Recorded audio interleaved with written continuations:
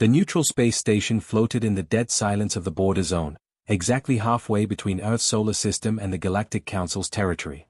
Inside the massive meeting chamber, Ambassador Thelvar of the Council stood tall, his forearms crossed in what his species considered a power pose. Behind him, 3 other alien representatives watched with curious eyes, waiting for the show to begin. They'd brought something special today. Something that would put these arrogant humans in their place. The humans had been too confident during the initial contact negotiations. Too calm. Too comfortable. It was time to remind them that they were newcomers to a galaxy filled with dangers they couldn't imagine. This was standard protocol, really. Every new species needed to understand the reality of their situation. Fear was an excellent teacher. The chamber's far door hissed open, and the containment unit rolled in on silent gravitational fields. Inside the reinforced transparent case, something moved. Something big. Marine Corporal Jake Miller stood on the human side of the chamber, trying not to show how out of place he felt. He was a soldier, not a diplomat. He'd joined the Corps to serve his country, see the world, maybe get his college paid for. Nobody had mentioned anything about aliens in the recruitment office. Now here he was, representing the entire human race because apparently all the actual diplomats were stuck in committee meetings arguing about protocols. Jake was a simple guy from a small town in Texas. He'd grown up with hunting dogs, helped his uncle train horses, and spent his weekends fishing. The closest thing to diplomacy he'd ever done was breaking up bar fights between drunk privates. But orders were orders, and when command said go stand in a room with aliens and don't embarrass the human race, you saluted and did your job. The containment unit settled in the center of the chamber. Through the transparent walls, Jake could see the creature inside more clearly now. It was huge, easily the size of a grizzly bear, but built completely wrong. 6 legs, each ending in claws that looked sharp enough to cut through steel. Its head was elongated, with too many teeth visible even with its mouth closed. The skin had a weird oily quality, like it was covered in something toxic. Multiple eyes tracked movement with predatory focus. Ambassador Thelvar's translator device crackled to life. This is a void stalker. It comes from a world where the gravity is twice that of Earth, where the atmosphere would burn your lungs, where every creature evolved to kill or be killed. This particular specimen has ended the lives of 47 trained warriors. It has never shown fear. It knows only hunger and the hunt. The other alien representatives nodded approvingly. This was good theater. Necessary theater. We do not share this to threaten, Thelvar continued, though his tone suggested otherwise. We share this so you understand the realities of galactic space. There are dangers in the darkness between stars that your species cannot comprehend. It is better you learn this now, in a controlled environment, than later when it truly matters. Jake listened but kept his eyes on the creature. It was pacing now, moving back and forth in the containment unit with restless energy. He'd seen that kind of movement before. His uncle's stallion had done the same thing when it was agitated, penned up too long, eager to break free. This thing wanted out, and it wanted out bad. The containment field deactivated with a low hum. The void stalker exploded out of the unit with terrifying speed. Its 6 legs propelled it forward in a movement that should have been awkward but was instead horribly fluid. Claws scraped against the metal floor, leaving deep gouges. That mouth opened wider, revealing rows of teeth designed for tearing flesh. A sound came from its throat, something between a roar and a hiss that made Jake's spine want to crawl right out of his skin. Every instinct in Jake's body screamed at him to run. His hand twitched toward the sidearm on his hip, but he'd been ordered not to draw unless absolutely necessary. This was supposed to be a diplomatic demonstration, not a firefight. So Jake did the only thing that made sense to him. He stood his ground. The creature charged straight at him, closing the distance in heartbeats. Jake could smell it now, something sharp and acidic that burned his nose. He could see every detail of those claws, could count the teeth in that nightmare mouth. 20 feet. 10 feet. 5. Then the void stalker stopped. Not slowed down. Stopped. Dead in its tracks like it had hit an invisible wall. The predator's multiple eyes fixed on Jake's face. Its nostrils flared, taking in his scent. The aggressive posture faltered. Those ears, which had been pressed forward in attack mode, suddenly flattened against its skull. The creature took one step back. Then another. Jake hadn't moved. Hadn't even blinked. He just watched the thing with the same calm attention he'd give a nervous dog, reading its body language, waiting to see what it would do next. The void stalker whimpered. Actually whimpered, like a puppy that had just been scolded. Then it turned around, scrambled backward on all 6 legs, and pressed itself against Ambassador Thelvar's lower appendages, trembling. The chamber went absolutely silent. Jake finally allowed himself to take a breath. "So," he said, his Texas accent thick in the quiet room. "That it?" Ambassador Thelvar stared at his species' apex predator, which was now hiding behind him like a scared child, and had absolutely no idea what to say. The video of Jake Miller's encounter spread through the galactic network like wildfire. Within hours, every species in the council had seen the footage. A human, standing completely still, while their most feared predator tucked tail and ran. The comment section on the galactic forums was brutal. Memes appeared faster than the moderators could track them. One popular image showed a void stalker wearing a collar with the caption, "Emotional Support Predator." The council was humiliated. Ambassador Thelvar specifically was getting roasted by his own people back home. His political rivals were having a field day. The species that had built their entire military reputation on controlling void stalkers now looked like amateurs who couldn't even scare a single human. They demanded a rematch. But this time, they weren't taking chances. They contacted 4 other species, each one bringing their own apex predator. 5 creatures total. 5 killing machines from 5 different death worlds. Surely no human could face all of them and maintain that same eerie calm. Earth's response was to send Gunnery Sergeant Tom Bradley. If Jake had been an odd choice for first contact, Tom was even stranger. The man was pushing 40, with the kind of weathered face that came from spending more time outdoors than in. He'd grown up on a cattle ranch in Montana, joined the Marines at 18, and somehow never left.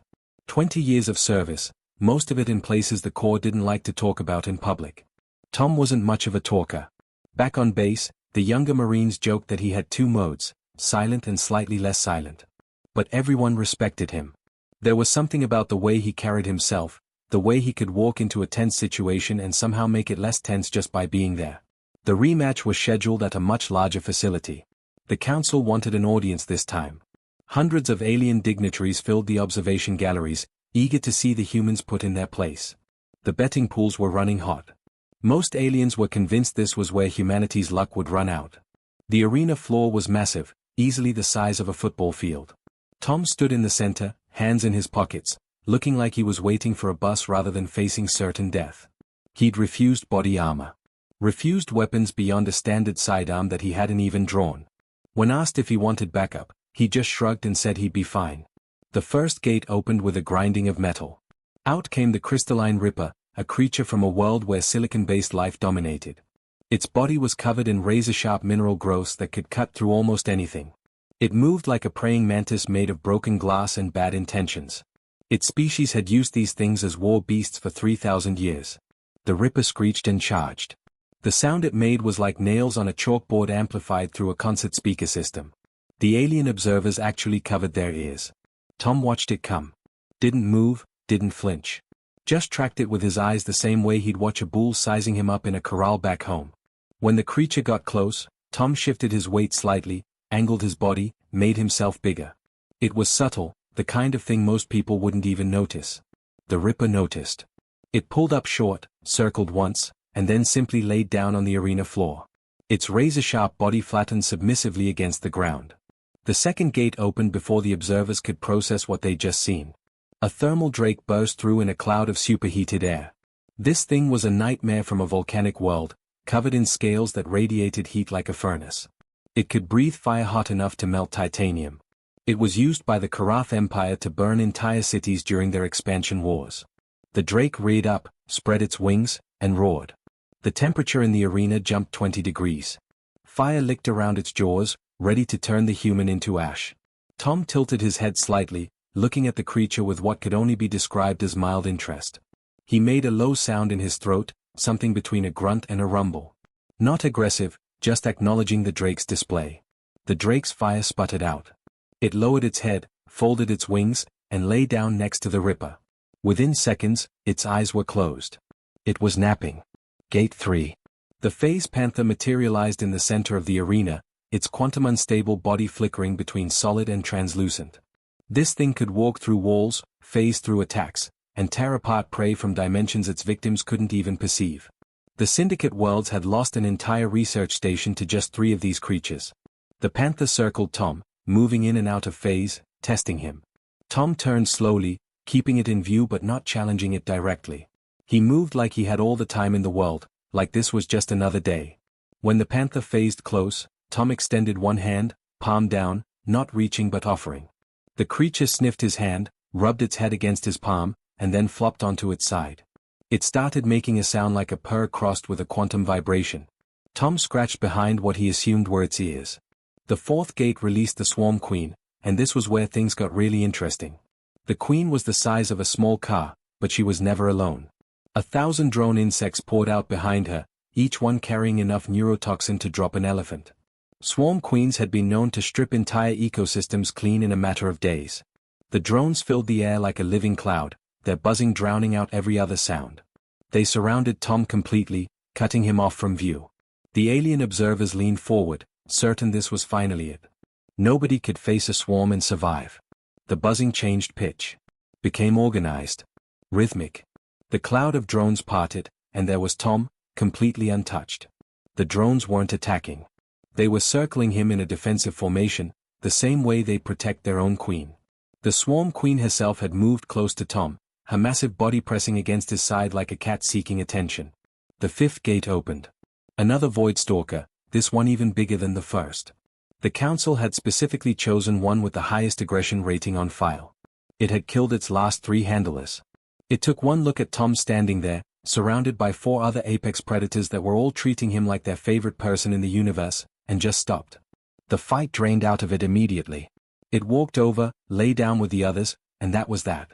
Tom stood in the center of the arena, one hand on the phase panther, the other scratching the swarm queen's carapace, while 3 other apex predators dozed around his feet and 1,000 drones hummed protectively overhead. He looked up at the observation gallery and gave a small shrug. "They're not so bad once you understand them," he said quietly. "Just need someone to be calm around them for a change." The galactic broadcast cut off. Nobody knew what to say. The Galactic Council didn't sleep that night. Well, the species that actually slept didn't sleep. The rest just spent the equivalent of nighttime hours in various states of panic and confusion. By morning, they'd convened an emergency session. Not about trade routes or territorial disputes or any of the usual political nonsense. This was about survival. About understanding what they just invited into their galactic community. Dr. Veltarin got the call at what her species considered an unreasonable hour. She was the Confederacy's leading expert on predator behavior, had 3 doctoral degrees in xenobiology, and had spent her entire career studying the most dangerous creatures in known space.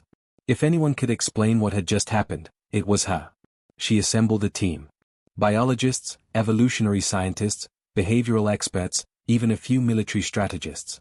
They were given unlimited access to Earth's databases, which humanity had shared surprisingly freely during the initial contact negotiations.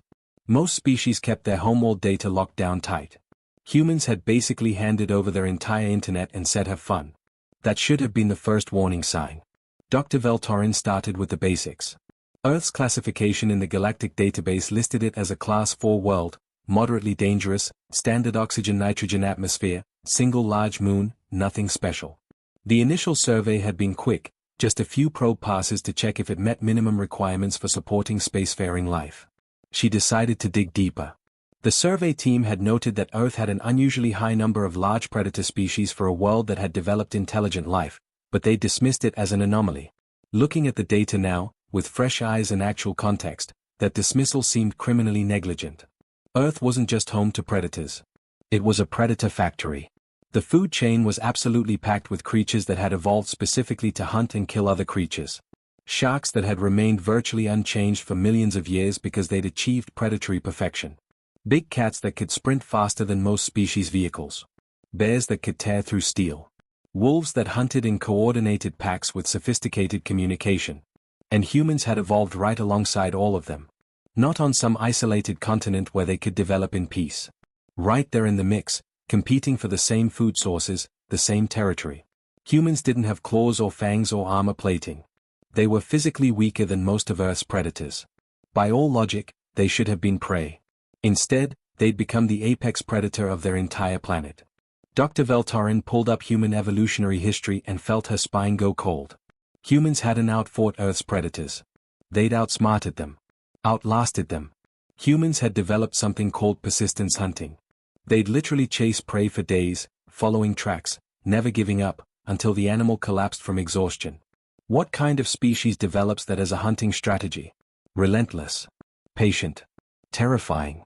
But it got worse. The more she dug, the more disturbing it became. Humans didn't just hunt. They studied their prey. Learned behavior patterns. Developed tools and weapons. They worked in groups with complex coordination. They could throw projectiles with deadly accuracy, something most species in the galaxy couldn't do. Those forward-facing eyes gave them incredible depth perception. They could track movement in ways that ambush predators would envy. One of her research assistants brought something to her attention that made everything click into place. It was a section of human history about domestication. At first, Dr. Veltorin didn't understand why this mattered. Then she read it more carefully. Humans had taken wolves, one of Earth's pack predators, and turned them into dogs. They'd done this thousands of years ago, long before they had any kind of advanced technology. They'd essentially looked at a dangerous predator and decided to make it their partner. And it had worked. Dogs were everywhere in human society now. Loyal, obedient, completely bonded to their human companions. They'd done the same thing with cats, though the relationship was more complicated. Humans had convinced solitary ambush predators to live in their homes. They'd domesticated horses, creatures big and strong enough to kill them easily. They'd tamed birds of prey. They'd even kept bears and large cats as companions in some cultures. Dr. Veltorin pulled up videos from Earth's internet. Humans playing with dogs. Cuddling with cats. Riding horses.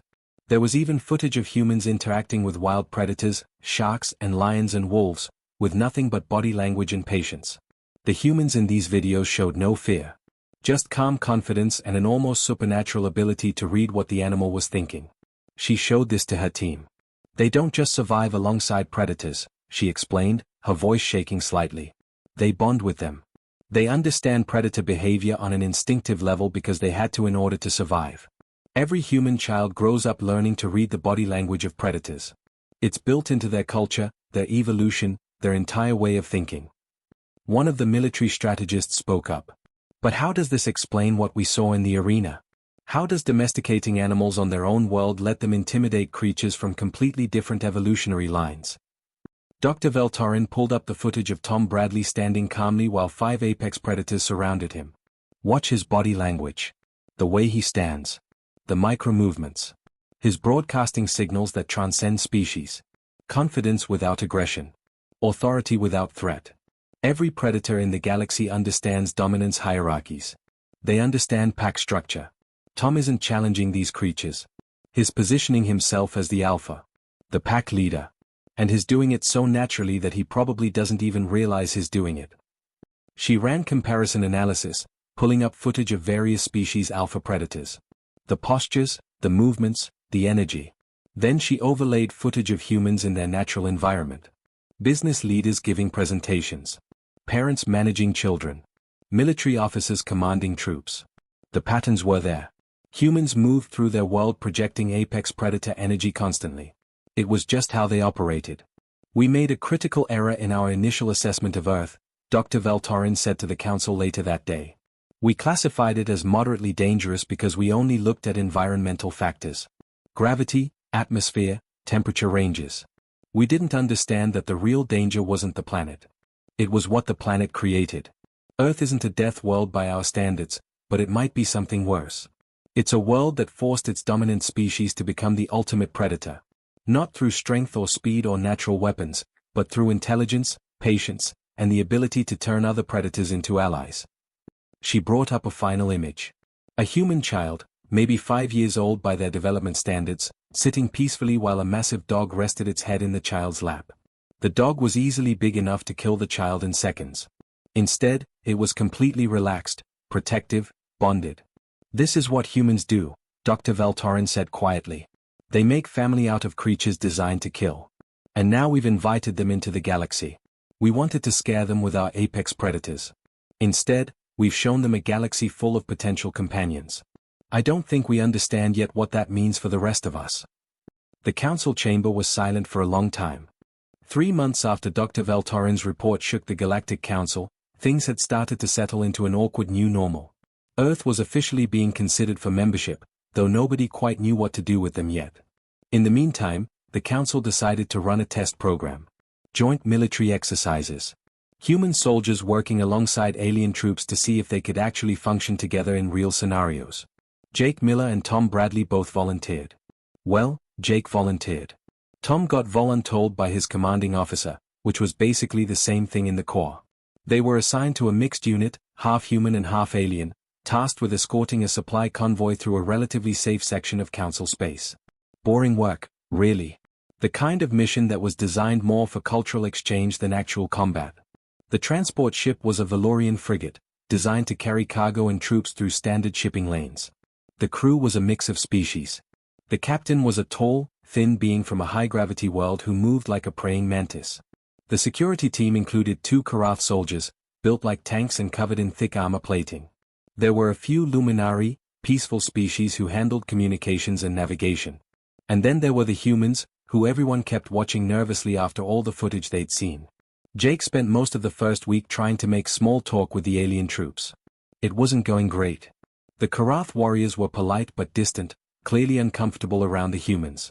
They'd been raised on stories of thermal drakes, had built their entire military doctrine around controlling and deploying them. Watching Tom casually put one to sleep in the arena had messed with their worldview pretty badly. Tom, for his part, spent his time in the cargo bay. The ship was transporting supplies, but it was also carrying 3 Void Stalkers in containment units. They were being moved to a new training facility, and Tom had made it his personal mission to check on them twice a day. The Valorian handlers were baffled. Nobody checked on Void Stalkers. You fed them, you kept the containment fields active, and you stayed as far away as possible. Tom would stand by the units, talking quietly to the creatures inside. Jake caught him doing it once and asked what he was saying. Tom shrugged. Nothing important. Just letting them know someone's paying attention. They get stressed in those boxes. On day 8, everything went sideways. The transport dropped out of FTL in a quiet sector, just a routine navigation checkpoint. What they didn't know was that the KRYNN Empire had been monitoring Council shipping routes.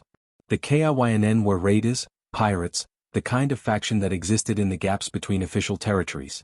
They'd heard the rumors about humans and their weird effect on predators, and they wanted to test something. The attack came fast. 3 KRYNN ships, small and maneuverable, dropped in from different vectors. They didn't bother with demands or negotiations. They just started jamming communications and firing on the engines. The transport shuddered under the impacts, alarms blaring across every deck.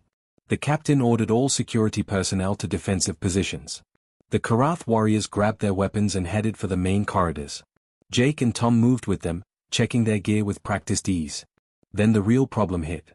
The cargo bay doors blew open, explosive decompression narrowly avoided by emergency fields. Boarding party. Except the KRYNN hadn't sent soldiers. They'd sent bioweapons. 6 Void Stalkers came pouring through the breach, and these weren't normal ones. These had been modified, enhanced, pumped full of combat drugs and had their fear responses surgically removed. Their eyes were wild, unfocused. Foam dripped from their jaws. They moved with twitchy, aggressive energy that screamed danger. One of the Karath warriors took a single look and started backing up. We can't fight these. Enhanced stalkers don't stop. They don't feel pain. They just kill until there's nothing left. The creatures spread out through the cargo bay, already looking for exits, ready to tear through the entire ship. The alien troops raised their weapons, preparing for what they assumed would be a bloody last stand. Standard protocol was to vent the entire section into space. Better to lose cargo than lose the whole ship. Jake glanced at Tom. Tom was already moving forward, not toward cover but toward the stalkers. Jake swore under his breath and followed. They didn't draw their weapons. Didn't even unsling their rifles. Just walked toward 6 enhanced killing machines like they were heading to the mess hall. The first stalker noticed them and charged. Its movements were jerky, wrong, nothing like the natural predator grace they'd seen before. Whatever the KRYNN had done to these things had broken something fundamental in them. Tom stopped walking, planted his feet, and made himself bigger. Shoulders back, chest out, chin up. He locked eyes with the charging creature and made a sound deep in his chest. Not quite a growl, not quite a bark. Something commanding. The stalker's charge faltered. Even with its fear response removed, something older and deeper was kicking in. Pack instincts. Hierarchy. The biological programming that millions of years of evolution had baked into predator species. Tom wasn't prey. Tom was alpha. Jake moved to Tom's left, mirroring his posture. 2 alphas now, working together. The second stalker that had been flanking around stopped mid-step. Jake raised one hand, palm out, a universal stop signal. His voice came out calm, firm, the same tone he'd used to command a nervous dog. Sit. The stalker Saturday just dropped its rear haunches to the deck plating and sat there, trembling slightly but obedient. The other 4 stalkers were circling now, confused. Their programming said kill everything. Their instincts said obey the alphas. The conflict was visible in their movements, aggressive postures warring with submissive ones. Tom started walking forward again, slow and deliberate. He wasn't chasing them. He was herding them, the same way his ancestors had herded cattle across open plains. Jake moved in coordination, cutting off angles, guiding the creature's movement without ever appearing threatening. One stalker snapped at Tom, getting close enough that its teeth actually grazed his uniform. Tom didn't flinch. He just pivoted, used his body to redirect the creature's momentum, and placed one hand firmly on its neck. The stalker froze. Tom's fingers pressed against specific points, the kind of touch that communicated control without causing pain. The creature's legs started to buckle, and Tom guided it down to the deck. Within seconds, it was lying flat, breathing hard but calm. The remaining stalkers watched this happen. Their drug-enhanced aggression was still there, but so was something more fundamental. The understanding that they just watched one of their own get dominated without a fight. Jake moved on the next one, using the same techniques. Voice commands, body language, strategic touch. He got it lying down in under a minute. Tom and Jake worked through all 6 enhanced stalkers in less than 10 minutes. By the end, all 6 were lying calmly on the cargo bay floor, the murderous energy completely drained out of them. The creatures looked exhausted, like they'd been fighting themselves the whole time and were grateful someone had finally won. The KRYNN boarding party, watching through remote cameras, had seen enough. Their ships broke off and jumped to FTL, abandoning the whole operation. They'd sent their best weapons, their most unstoppable biotools, and watched 2 humans turn them into obedient pets using nothing but presence and confidence. The alien troops slowly emerged from cover, weapons still raised, staring at the scene in complete disbelief. One of the Karath warriors approached cautiously. How did you do that? Those things had no fear response. They're designed to be uncontrollable. Tom was kneeling next to one of the stalkers now, checking it over for injuries. Fear response isn't what makes them listen. Respect is. These poor things have been abused, drugged, probably beaten. Nobody ever treated them right. He looked up at the Karath warrior. You use fear and pain to control your creatures. The warrior shifted uncomfortably. It's how it's always been done. Well, Jake said, scratching another stalker behind its ear stalks, maybe it's time to try something different.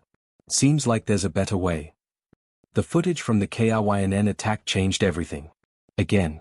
Within days, every species in the Galactic Council had seen it. 2 humans, unarmed, turning 6 enhanced bioweapons into docile creatures in less time than it took most security teams to even respond to a breach. The implications were staggering. Military analysts across the galaxy started running calculations. Every major power used bioweapons in some capacity. The Karath had their thermal drakes. The Vexari had void stalkers. The Syndicate used phase panthers. Dozens of other species had their own predator-based weapons systems. Combined, these creatures represented trillions of credits in military assets and centuries of tactical doctrine. And apparently, humans could just walk up and take control of them. No special technology. No weapons. Just body language and attitude. The council held an emergency session. For once, the various species actually agreed on something. They needed humans involved in galactic affairs, and they needed it yesterday. Not as junior members slowly working their way up through the bureaucracy. Not as probationary observers. Earth needed a real seat at the table, with real authority, right now. The vote was unanimous. Earth was offered immediate full membership, along with something that had never existed before. A new position, created specifically for humanity. They called it the Apex Liaison Office. Its mandate was simple on paper but massive in practice. Manage, regulate, and improve relationships between all galactic species and their predator companions. Rescue abused bioweapons. Train handlers in better methods. Set standards for ethical treatment. Essentially, they'd given humans authority over every apex predator in known space. The species that had been in the galaxy for thousands of years had just handed a massive portion of their military infrastructure to the newcomers who'd been here less than a year. Back on Earth, the news caused quite a stir. Politicians argued about what it meant. Scientists started planning research initiatives. And in a small Marine Corps base in North Carolina, Jake Miller got called into his commanding officer's office and told he was being promoted. Field promoted, actually, jumping several ranks because apparently the entire human species needed him to take on a role nobody had ever done before. Jake tried to argue. He was a simple guy. A grunt. He didn't know anything about politics or diplomacy or running a galactic organization. His CEO just laughed and told him that was exactly why he was perfect for the job. The galaxy didn't need another smooth-talking diplomat. They needed someone who understood animals and could teach others to do the same. 6 months later, the Interspecies Predator Integration Corps was officially established. Its headquarters was built on neutral council territory, but its training facilities were spread across a dozen worlds. Jake ran the whole operation, though he'd be the first to tell you he had no idea what he was doing half the time. He mostly just applied common sense and the lessons he'd learned growing up around animals. The IPIC's first major operation was a rescue mission. They'd received reports of an illegal fighting ring in the outer territories, where captured predators were being forced to fight each other for entertainment. Void stalkers against thermal drakes. Phase panthers against crystalline rippers. The creatures were starved, drugged, beaten. Many were dying. Those that survived were going insane from the abuse. Jake took a team of 20, half-human and half-alien volunteers who wanted to learn the human approach. They hit the facility hard, shutting down the operation and arresting everyone involved. But the real challenge came after. They had 47 predators, all traumatized, all aggressive, all damaged by months or years of torture. The alien members of the team wanted to euthanize most of them. It was the merciful thing to do, they argued. These creatures were too far gone, too dangerous to ever rehabilitate. Jake refused. He'd seen abused dogs back home that everyone said were beyond saving. With patience and proper care, most of them had recovered. These predators deserved the same chance. It took weeks. Jake and his team worked with each creature individually, never forcing contact, never using punishment. Just consistent, calm presence. Food offered without strings attached. Safe spaces where the predators could retreat if they felt overwhelmed. Slowly, the creatures started to trust again. The Void Stalker that had killed 2 of its handlers during the rescue eventually let Jake touch it. The Thermal Drake that had been starved into permanent rage learned to eat without attacking everything nearby. Within 3 months, all 47 predators had been rehabilitated. Some went to retirement sanctuaries. Others were paired with new handlers who'd been trained in the human methods. A few even joined the IPIC as working animals, helping with training demonstrations. Word spread fast. Other species started reaching out, asking for help with their own predator programs. The Karath Empire, which had controlled thermal drakes through fear and pain for generations, formally requested that human trainers come teach their handlers better methods. The Vexari, still embarrassed by their Void Stalker hiding behind Jake's legs all those months ago, swallowed their pride and asked for assistance. Tom Bradley set up the main training center on his family's ranch in Montana. Earth had been getting plenty of attention since joining the council, but Tom's corner of Montana had stayed relatively quiet. Now it was hosting alien dignitaries from across the galaxy, all coming to learn how humans worked with predators. The ranch had expanded significantly. The back 40 acres now held specialized facilities for different species. Climate-controlled environments for thermal drakes. Quantum-stable zones for phase panthers. Reinforced enclosures for the really big creatures. But the core philosophy stayed the same as it had been when Tom was just a ranch kid learning to work with horses and cattle. Respect the animal. Understand its needs. Be consistent. Be patient. Be the calm, confident leader it's looking for. Tom's first official student was Ambassador Thelvar. The same ambassador whose Void Stalker had hidden behind Jake's legs during that first demonstration. Thelvar had been demoted after that incident, his political career seemingly over. But he'd surprised everyone by requesting assignment to the training program. He wanted to learn. Wanted to understand what humans knew that his people didn't. Tom took him out to the barn where several Void Stalkers now lived. Including the specific one that had embarrassed Thelvar so badly. The creature was healthier now, its coat shinier, its movements more relaxed. It was playing with one of Tom's dogs, the 2 of them chasing each other around the paddock in a game that looked dangerous but was actually completely friendly. Your people have been controlling these creatures for how long? Tom asked. 3,000 years, Thelvar said quietly.